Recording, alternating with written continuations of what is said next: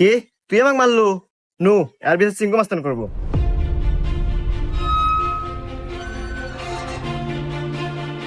চিঙ্কু মাস্তান, ও আমাকে একটা থাপড় মারছে, আর বিচার দেন। এই, আমি সিংকু মাস্তান। এই এলাকা যত সমস্যা সঠিক সমাধান আমি নিজে দেই। নয় ওরা এক থাপড় খাবো, আর নাহলে এক থাপড়ের বদলে 10টা জরিমানা দেবো। সিংকু মাস্তান, আমার কাছে তো কোনো এখন টাকা পয়সা নাই, একটা থাপ্পড়ই দেন। এই, মার একটা থাপড়।